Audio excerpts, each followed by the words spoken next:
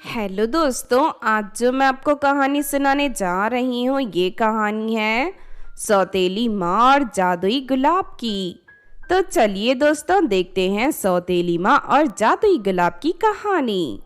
किसी गांव में सुजाता नाम की लड़की अपनी सौतेली माँ कामिनी के साथ रहती थी। कामिनी दूसरी सौतेली माँ की तरह बिल्कुल नहीं थी। वो सुजाता को बहुत प्यार करती थी और हमेशा उसका ख्याल रखती थी। दोनों माँ बेटी हमेशा खुशी से मिलजुल कर एक साथ रहते थे। फिर एक दिन सुजाता कॉलेज से घर लौट रही थी कि तभी अचानक एक चुड़ैल की नज़र उस पर पड़ती है। मुझे बहुत दिनों से किसी इंसान के शरीर की तलाश थी ताकि उस पर कब्जा करके मैं आराम से रह सकूं।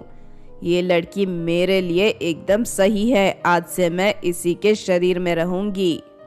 इतना कहकर सुजाता के शरीर में चुड़ैल घुस जाती है।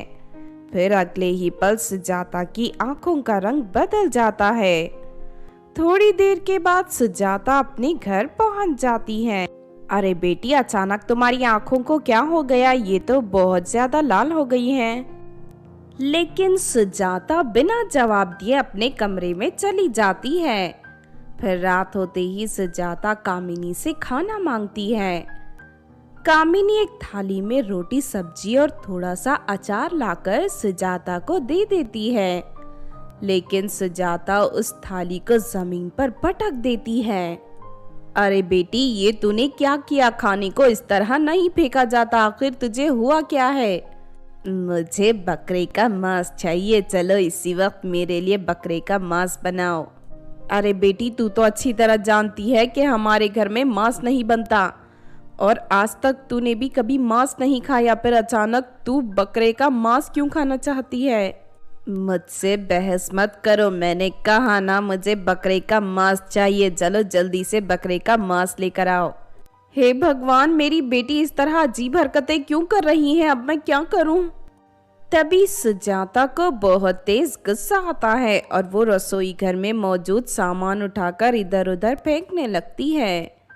फिर सुजाता रसोई घर में आग लगाकर अपने कमरे में चली जाती है। ये देख कामिनी बुरी तरह घबरा जाती है। फिर वो किसी तरह पानी डालकर आग को बुझाती है।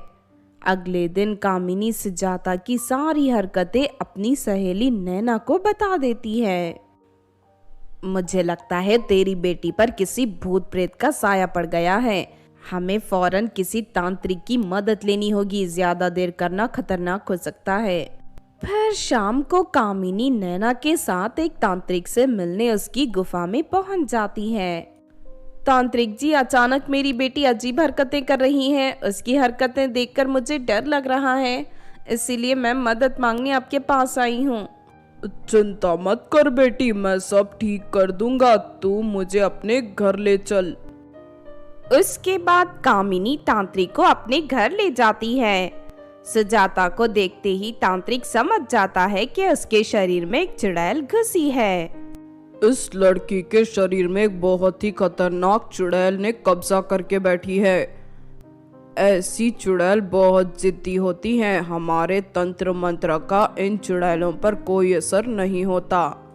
अगर ऐसी बात है तो फिर हम इस चुड़ैल को कैसे भगाएंगे? इसका उपाय है मेरे पास। हमारे राज्य की रानी एक बहुत बड़ी जादूगरनी है। वो अपने बालों में रोज एक जादुई गुलाब लगाकर रखती है। तुम्हें किसी भी तरह उस जादुई गुलाब को लाकर अपनी बेटी के बालों में लगाना होगा। उसके बाद वो जादुई गुलाब चुड़ैल को तुम्हारी बेटी के शरीर से भगा देगा। लेकिन याद रखो, तुम्हारे पास सिर्फ आज रात का समय है, क्योंकि कल अमावस्या की रात है। कल रात चुड़ैल तुम्हारी बेटी को लेकर हमेशा के लिए यहाँ से दूर चली जाएगी। नहीं नहीं, मैं ऐसा नहीं होने दूंगी। मैं आज ही रात रानी का जादुई गुलाब लेकर आऊंगी।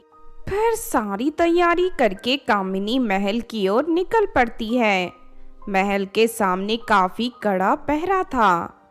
बेचारी कामिनी किसी तरह महल की दीवार चढ़कर महल के अंदर दाखिल हो जाती है।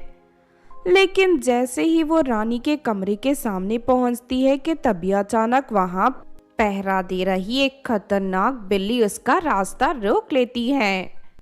कामिनी जलती हुई मशाल से बिल्ली को डराने की कोशिश करती है, लेकिन बिल्ली तस से मस नहीं होती।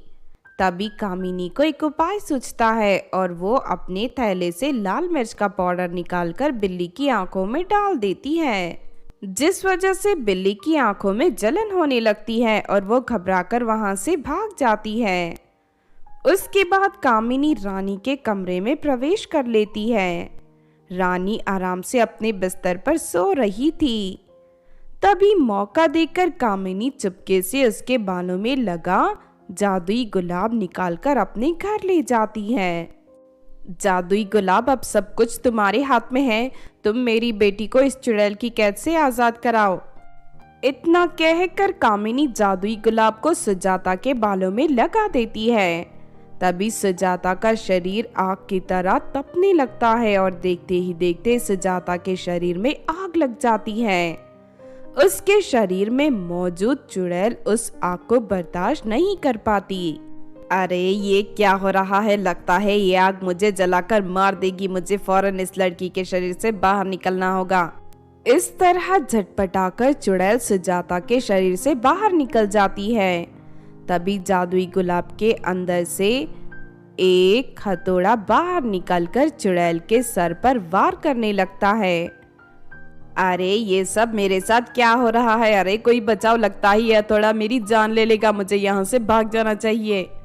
उसके बाद चुड़ैल घबराकर वहां से भाग जाती है। फिर अगले ही पल सुजाता पूरी तरह ठीक हो जाती है। ये देख कामिनी बहुत खुश होती है और उस जादुई गुलाब को लेकर महल पहुंच जाती है और उस गुलाब को वापस रानी के बालों में लगाकर अपने घर लौट जाती है। तो आपने देखा दोस्तों सौतेली माँ और जादुई गुलाब की कहानी।